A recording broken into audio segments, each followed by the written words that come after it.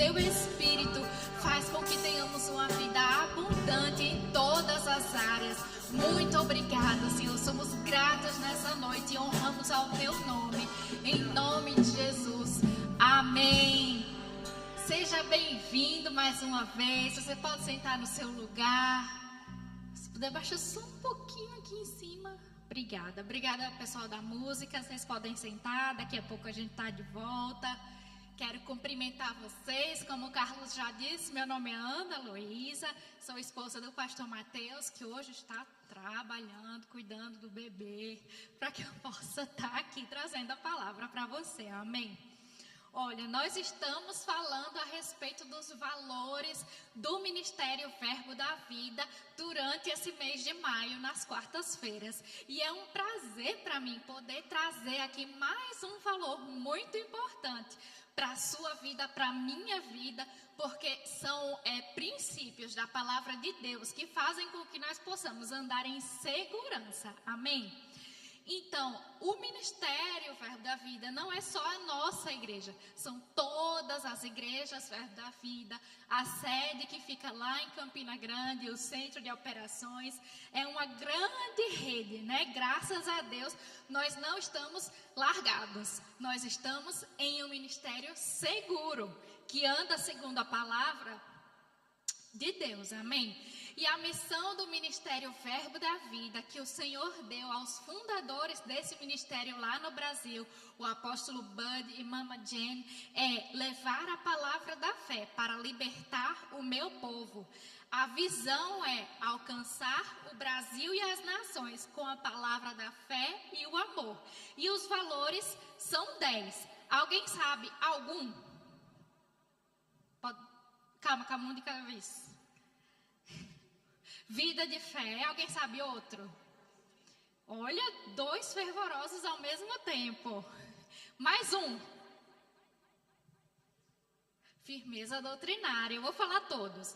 Vida de fé, unidade e amor, integridade, alegria e paz, firmeza doutrinária, fervor de espírito, coração para servir, que foi o tema da quarta passada, edificação de pessoas, excelência e vida abundante.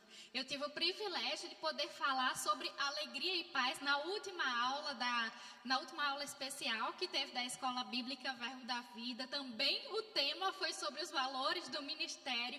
Foi um dia inteiro para os alunos da escola estarem ouvindo também a respeito desse tema. E hoje nós vamos falar a respeito de integridade. Esses valores, eles não são direcionados apenas para pessoas que vivem do ministério, para ministros, né? Para quem prega, para pastores, não. São valores fundamentais da palavra que servem para todo crente e que é bom que todo crente ande segundo esses valores, porque é segundo a palavra de Deus. Você pode abrir a sua Bíblia em Salmos capítulo 37, por favor. Salmos 37, 37.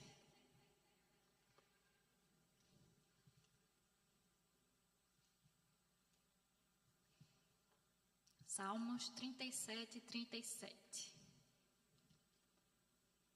Quero honrar a sua vida, você que está aqui, que trabalhou esse dia inteiro, que cuidou do menino, levou criança para a escola, que está cansado, mas que mesmo assim veio honrar ao Senhor com o seu culto, amém?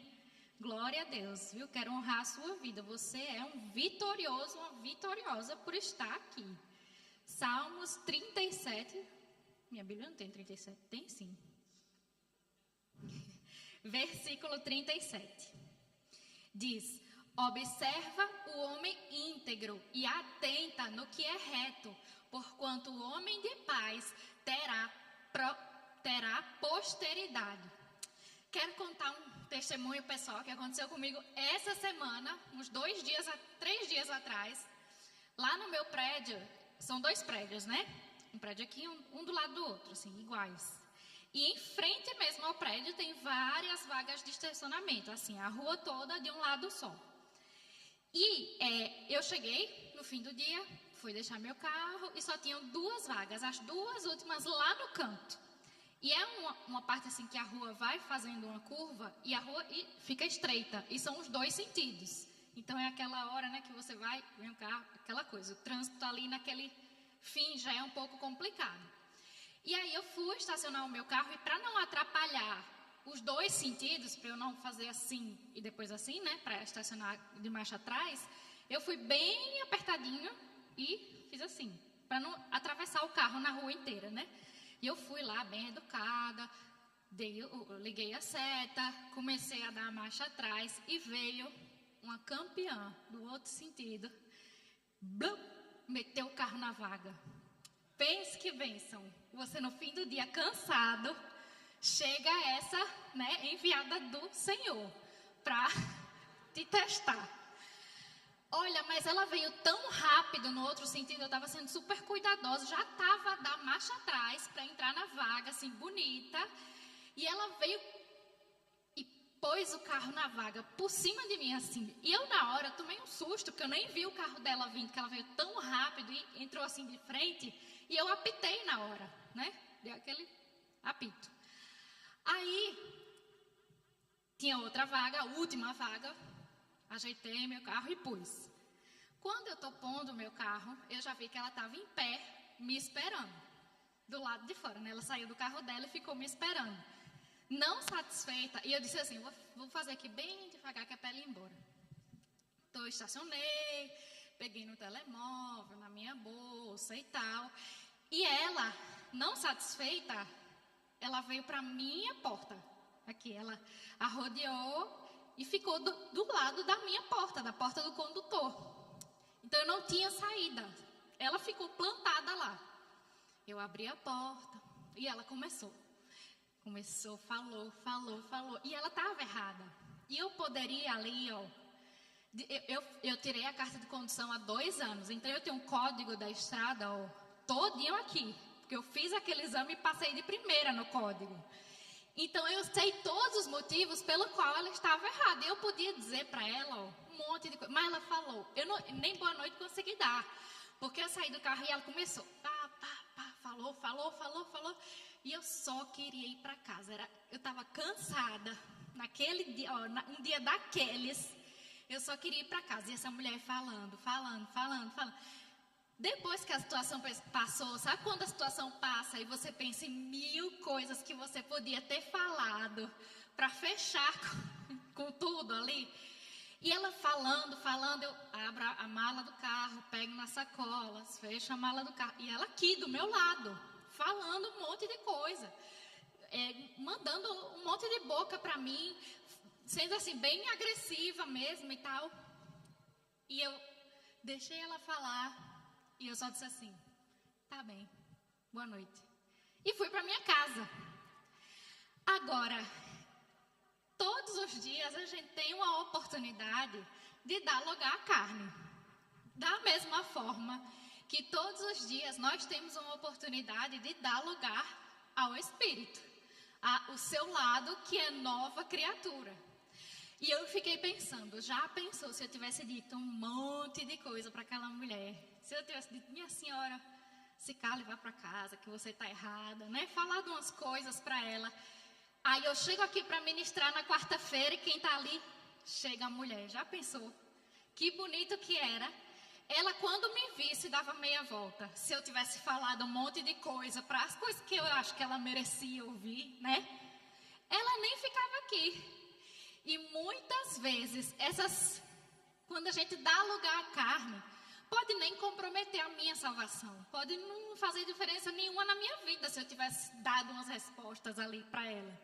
Mas poderia ser a oportunidade que ela ia ter de receber Jesus. E aí, por minha causa, ela não ia receber. Nós não podemos abrir mão de sermos íntegros em todo o tempo.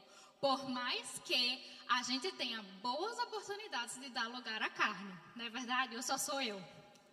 Você pode abrir a sua Bíblia em Romanos capítulo 8, versículo 5. Não falei nada não, viu? Só dei boa noite e tchau. Romanos.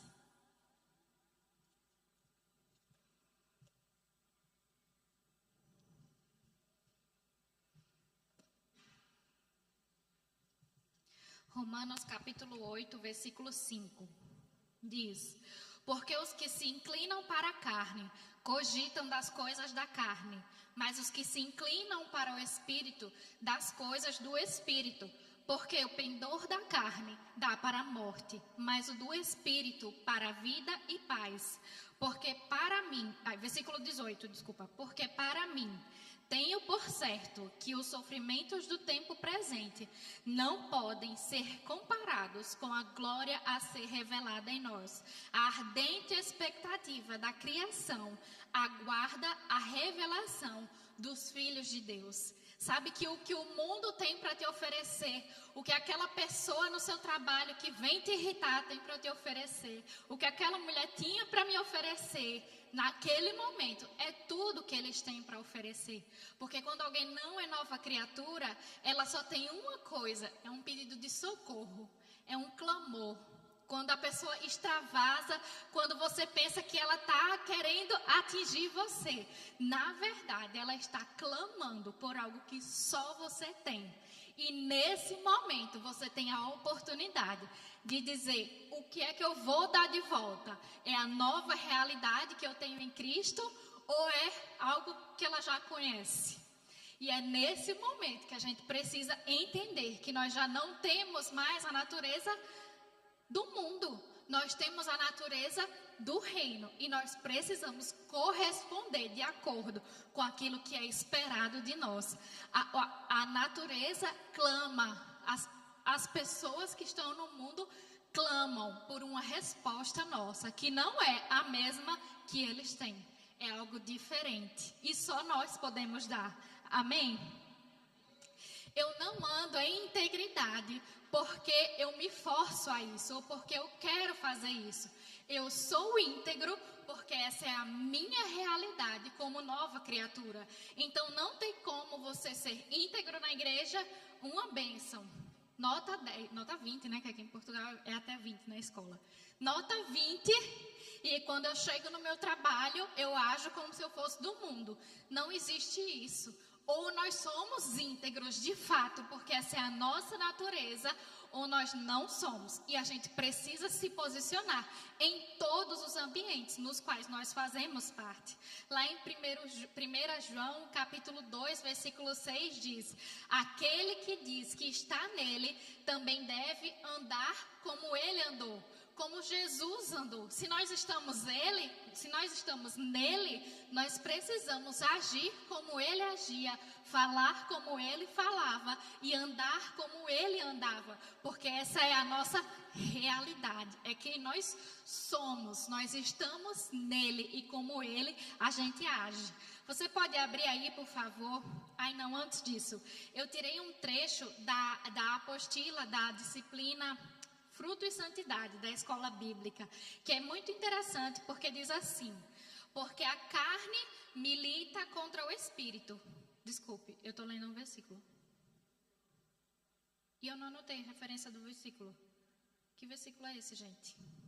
Que bonito. Porque a carne milita... Eu vou ler o versículo e eu esqueci de anotar a referência. Porque a carne milita contra o espírito e o espírito contra a carne. Já sei. É Gálatas 5:16, não é? 17? Porque são opostos entre si, para que não façais o que porventura seja do vosso querer. Mas, se sois guiados pelo Espírito, não estais sobre a lei. É Gálatas mesmo.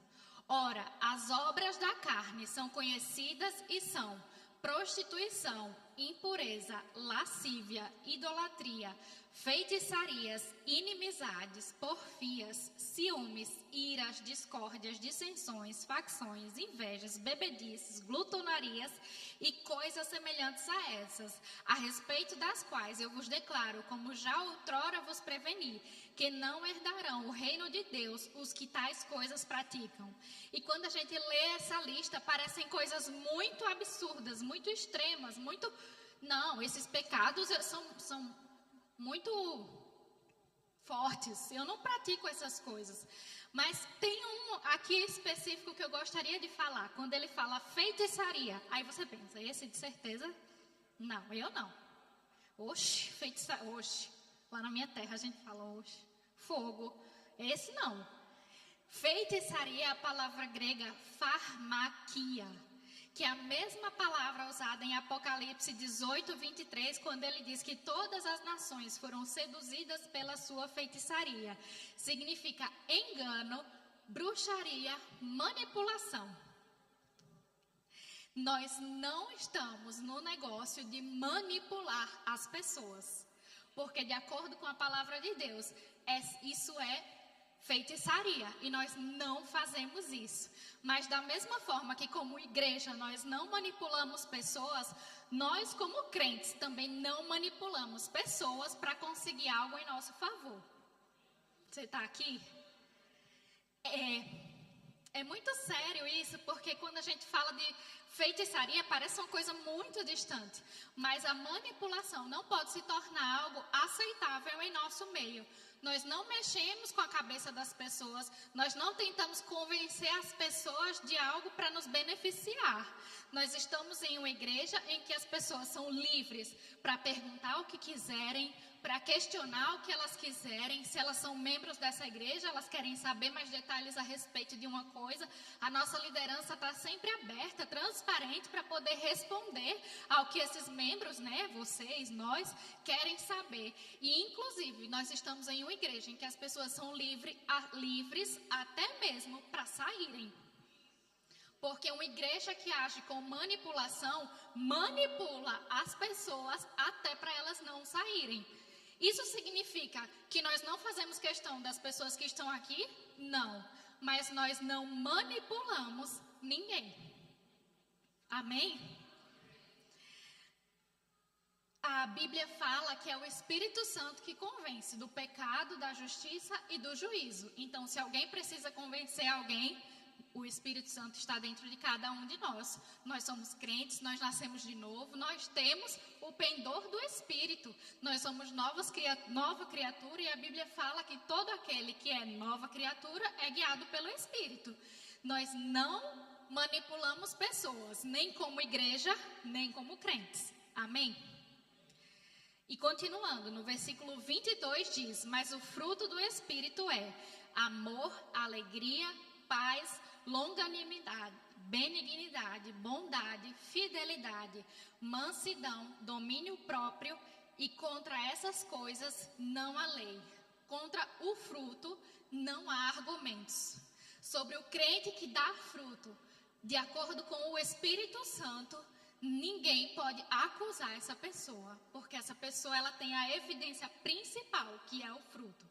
Então, no dia que alguém disser, não, mas eu conheço o pastor Murilo, eu conheço o Ricardo, eu conheço a Deise, e essa pessoa não presta não. Aí você vai dizer, não, eu conheço os frutos dele. Ninguém pode me dizer nada sobre essa pessoa, porque eu sei que ela é uma pessoa que dá frutos, que são esses frutos que a palavra descreve. E agora sim, um trecho lá da apostila de Conhecendo o Fruto, que diz assim: fidelidade é a confiabilidade e fidedignidade que torna uma pessoa totalmente confiável e cuja palavra podemos aceitar completamente. Ela é tanto uma atitude quanto uma ação demonstrada em relação a Deus e aos outros.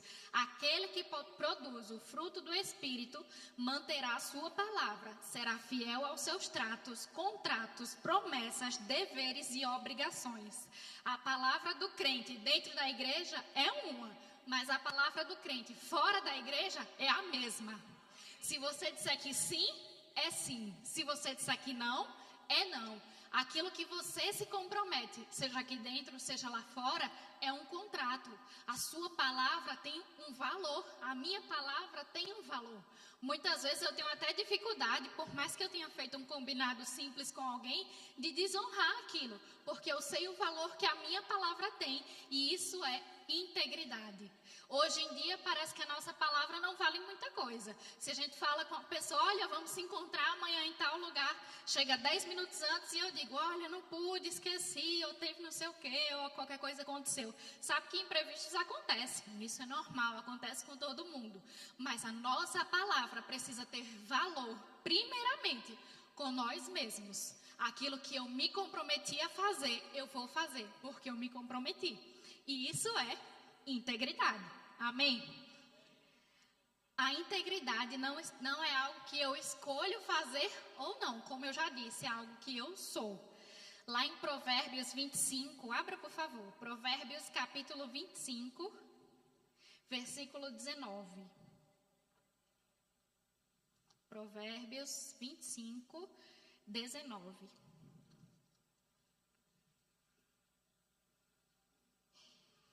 Diz assim: como dente quebrado e pé sem firmeza, assim é a confiança no desleal, no tempo da angústia. O meu marido, vocês que fazem parte dessa igreja há algum tempo, sabem que o meu marido quebrou um dente. Um tempo desse aí, uns meses atrás. Que espinho na minha carne foi esse dente quebrado de Mateus. Porque ele não teve paz até meses depois de consertar o dente. Porque primeiro ele não tinha paz, porque o dente quebrou. Depois ele não tinha paz, porque consertou o dente, mas ainda tinha sensibilidade. E ele voltou no dentista, não sei quantas vezes. Coitada da dentista, porque qualquer coisa, se ele tomasse um café e ele sentisse esse dente lá na terceira dimensão, ele falava para a dentista, ia lá arranjar alguma coisa. Se ele mordesse e a reconstrução lá não tivesse exatamente como ele queria, ele não tinha paz. E o pior, ele não me deixava em paz. Coisa ruim é o tal do dente quebrado. Eu nunca quebrei, mas eu nunca vou deixar o dente meu chegar ao ponto de quebrar. Porque eu provei e vi como é ruim o tal do dente quebrado. E a Bíblia compara isso, como dente quebrado e pé sem firmeza é a confiança no desleal, no tempo da angústia. Que angustiante é confiar em alguém que não é íntegro. Agora imagine o seguinte cenário, você tem uma empresa, você abriu uma empresa, Deus prosperou a sua vida, você contratou 10 funcionários. Você abriu uma loja, vamos dizer assim, tem lá seus produtos para vender e você tem 10 funcionários, nenhum deles é íntegro. Você deixa o caixa da sua loja lá e vai para casa? Sabendo que nenhum funcionário você pode confiar? Ninguém gosta, ninguém tem paz quando você lida com alguém que você sabe que não é íntegro. Agora, a partir do momento que a sua palavra não vale, você é essa pessoa para alguém. A partir do momento que eu sei que aquela pessoa não chega no horário nunca, aquela pessoa é exatamente assim para mim e vice-versa. Amém? Você está aqui? Às vezes eu sou mensageira das palavras difíceis, mas não tem problema. Eu só quero que você receba, amém? O crente, ele cumpre horários. O Filho de Deus tem caráter, integridade e cumpre horários. Eu lembro quando meu filho fez 2 meses, quando ele já tinha as primeiras vacinas, já podia sair de casa. Com 2 meses, desde que ele tem 2 meses e agora ele tem 15 meses, a gente chega na igreja todos os domingos, 1 hora antes do culto começar. Com 2 meses. Amém. Glória a Deus por isso, porque eu tenho compromisso com horários. Se o meu marido precisa chegar na igreja naquele horário, eu vou fazer o que for preciso para arrumar menino, para arrumar o que for que tiver que arrumar, para fazer o que for que tiver que fazer, para cumprir o horário, porque isso diz ao meu respeito, fala sobre o meu caráter, fala sobre a minha integridade. Se eu me comprometi com um horário, eu vou cumprir aquele horário. Glória a Deus. E exceções existem, mas são exceções. O crente cumpre a sua palavra. O crente é uma presença agradável no trabalho. O crente honra compromissos. E o crente tem uma vida financeira íntegra. Isso é integridade. Se eu pedir dinheiro emprestado a Mariana, não é pecado, ok? Mas eu tenho que pagar a Mariana dentro ali do nosso combinado. Não estou devendo a Mariana, tá? Mas também se tivesse, tá tudo certo. Quantos casos nós temos nos deparado de crentes que são pegos em mentira, em desonestidade? Quantas situações desagradáveis nós temos lidado de ter que confrontar a pessoa porque ela estava a mentir. Como é desagradável, como liderança, muitas vezes, ter que confrontar alguém nesse sentido. E para a pessoa, talvez seja ainda mais desagradável. Sabe que o arrependimento, ele é uma atitude nobre, independente da situação. O arrependimento é bíblico, é bênção e é uma atitude correta. Mas melhor do que se arrepender, porque você foi pego na mentira e na desonestidade, é se arrepender na primeira oportunidade, sem precisar ser exposto à vergonha. Amém? Nós, infelizmente, temos lidado com casos como esse. É óbvio que eu não vou estar aqui a expor nenhuma situação, mas não é suposto estarmos a passar por isso. Não é suposto ter que confrontar um filho de Deus que está a mentir. E você perguntar para a pessoa, você fez isso? Sabendo que a pessoa fez. E a pessoa dizer, de jeito nenhum eu fiz. E aí você mostrar a prova. E aí a pessoa não tem mais o que falar. Como é desagradável. Tanto para quem faz isso, quanto para quem está do outro lado. Para os dois. Melhor é se arrepender enquanto é tempo. Amém? Integridade em hebraico é a palavra tamim, ou tam, que significa completo, inteiro, sem fenda. O oposto de íntegro não é somente desonesto, mas é incompleto. É aquela pessoa que, se está na igreja, é uma pessoa. No trabalho, é outra pessoa. Na família, é outra pessoa. E na faculdade, ela é outra pessoa. E ela torce para que os públicos de cada lugar nunca se encontrem. Porque se o irmão da igreja conhece o colega de trabalho, vai dizer, você conhece Drica? Oxe, conheço Drica. Rapaz, eu não consigo lidar muito bem com ela, não. Porque teve umas situações aí que ela foi meio desonesta. Não, então não é a mesma pessoa. Aí, olha, pense, o pesadelo do desonesto é esse. É que os públicos de lugares diferentes, né, da vida dela se encontrem. Porque vai dar ruim. Esse é o oposto de integridade. Mas sabe quem é que foi íntegro em todos os momentos? Jesus. Jesus é o nosso maior exemplo. Sabe que o mesmo Jesus que estava no templo era o mesmo Jesus que estava na casa de Zaqueu. Com públicos diferentes, abordagens diferentes, para alcançar pessoas diferentes. Mas ele era o mesmo. Se alguém falasse de Jesus no templo e na casa de Zaqueu, era do mesmo Jesus que eles estavam a falar. E que nós sejamos assim também. O mundo não precisa, e entenda bem o que eu vou dizer, o mundo não precisa de mais pessoas simplesmente falando de Deus, simplesmente dizendo que eles precisam ser salvos. Óbvio que tem o seu lugar, e eu acho que a igreja precisa estar mais preparada nesse sentido. Mas, como o irmão Alex pregou na quarta-feira passada, o mundo precisa de profissionais íntegros. De crentes que estão no mercado de trabalho agindo com honestidade. Que se alguém disser assim, vamos fazer essa proposta para Mariana, o outro vai dizer, não, para ela não, que ela não aceita esse tipo de coisa. Fora da igreja, não dentro. Porque dentro, glória a Deus, todos somos crentes, conhecemos uns aos outros e está tudo certo na maioria das vezes. Nem sempre, mas na maioria das vezes está tudo certo aqui dentro. Mas lá fora, que a sua palavra e a minha palavra seja uma única palavra e que nós possamos ser conhecidos como pessoas íntegras no trabalho, na faculdade, seja onde for. E eu recomendo que você pegue a palavra da quarta-feira passada e assista novamente porque foi poderosa, amém? Nós precisamos de profissionais íntegros lá no mercado de trabalho. E eu quero repetir um versículo que eu mencionei aqui, que eu não pedi para você abrir, mas agora eu quero que você abra, que está lá em João, 1 João, capítulo 2. Está lá no final da Bíblia. 1 João, capítulo 2, versículo 6. Que diz, aquele que diz que está nele, também deve andar como ele andou. Sabe que o diabo, ele não brinca de ser diabo. ele está querendo nos tirar do foco, que é Jesus Cristo. Eu hoje estava até a conversar com um pastor que eu tive a oportunidade de ouvir uma palestra lá no meu trabalho com o esqueci o nome dele, João Garcia.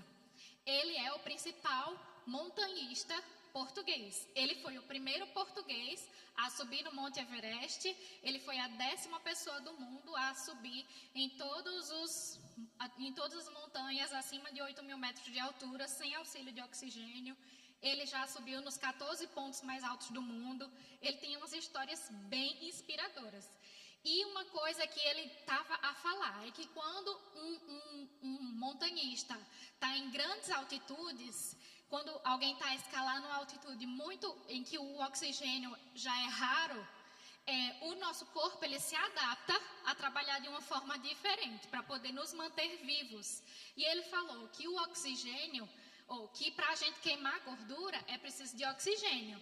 Mas num lugar que não tem muito oxigênio, o corpo começa a consumir a massa muscular e os músculos.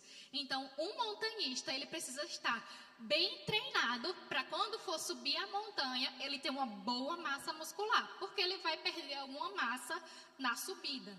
E alguém perguntou para ele assim: como que você se mantém preparado e em forma para praticar o seu esporte num país que não tem grandes montanhas, que é Portugal? Ele vive em Sintra. E ele disse assim: para mim não existe sábado e domingo. Todos os dias eu treino intensamente da mesma forma, porque eu sei que um dia que eu abra mão do meu treino pode custar muitas vezes até a vida do companheiro que está subindo a montanha com ele, por uma falha no preparo dele. E da mesma forma, um dia que eu abro mão da minha integridade pode custar a vida espiritual, talvez não a minha, mas a de outra pessoa, como naquele exemplo que eu falei da mulher. E a mensagem que eu quero deixar para a gente aqui hoje é que a gente não abre mão da nossa integridade nem por um dia. Eu quero chamar o Ministério de Música, por favor. Eu quero que a gente possa estar adorando ao Senhor mais uma vez e com esse compromisso de nos mantermos íntegros. Amém? Você pode ficar de pé? Mari, você pode me dar meu telemóvel, que eu acho que está por aí? Glória a Deus. Sabe que o Senhor, Ele tem um compromisso conosco. Deus, Ele não volta atrás nos seus compromissos. Deus, Ele não falha naquilo que Ele prometeu. Deus, Ele é um Deus de palavra, mas nós carregamos essa realidade divina dentro de nós, a realidade do reino dentro de nós, e de nós também é esperado que aquilo que a gente promete, a gente cumpre, que a nossa palavra pode ser confiável por outras pessoas. E eu quero poder dar a oportunidade de você ser como Jesus. Como eu disse, existe uma nova realidade para cada um de nós. Quando nós entregamos a nossa vida a Jesus, nós não somente somos salvos, mas nós temos o Espírito Santo, que é o nosso consolador, que é o nosso orientador, a habitar dentro de nós. E Ele começa a falar conosco e dizer como nós devemos agir, o que nós devemos fazer. E para ter o Espírito Santo dentro de você, só é preciso uma atitude de dizer: eu recebo essa vida dentro de mim. E se você nesse momento deseja receber a Jesus Cristo como seu Senhor e Salvador, eu quero te dar essa oportunidade. Tem alguém aqui que deseja ser salvo nessa noite? Fazer essa oração e entregar a sua vida a Jesus? Você pode levantar a sua mão no seu lugar. Eu conheço a maioria e eu sei que a maioria já fez essa oração. Mas eu quero te dar essa oportunidade nessa noite. Alguém aqui deseja ser salvo? Ou todos já são salvos? Glória a Deus. E eu gostaria também de saber se tem alguém aqui nessa noite que precisa de uma oração por cura. A palavra fala que Jesus, Ele já morreu para nos salvar, mas também para curar as nossas enfermidades. E Ele já levou sobre si todas as nossas enfermidades. Tem alguém aqui nessa situação que deseja a oração por cura no seu corpo? Todos sarados? Glória a Deus. Se for o seu caso também, no final você pode nos procurar. Lá em Salmos, capítulo 5, versículo 11 diz: regozijem-se todos os que confiam em ti. Folguem de júbilo para sempre, porque tu os defendes. E em ti se gloriem os que amam o teu nome. Pois tu, Senhor, abençoas o justo e como escudo o cercas de teu favor. Existe um favor de Deus quando nós decidimos andar em integridade. Existe um favor de Deus sobre as nossas vidas quando nós decidimos nos entregar por completo para viver as vontades dele, para seguir o seu plano, para seguir a sua palavra. Quando nós nos comprometemos em frutificar através do nosso espírito, existe um favor de Deus, de acordo com a palavra, sobre as nossas vidas. E eu declaro que sobre a sua vida está um favor do Senhor, porque você decidiu ser sal e luz nessa terra. Porque você decidiu ser diferente daquilo que o mundo tem para oferecer. Eu declaro sobre sua vida portas abertas pelo Senhor. A porta que ninguém pode fechar está aberta. As comportas do céu e a mão do Senhor sobre a sua vida. Porque você decidiu não ser igual aos demais. Porque você decidiu ter a realidade do céu onde quer que você esteja. Porque você decidiu ser um com o Pai. Existe um favor do Senhor sobre a minha e sobre a sua vida. Amém? E eu quero que a gente possa estar a cantar essa música novamente, com a consciência dessa realidade dentro de nós.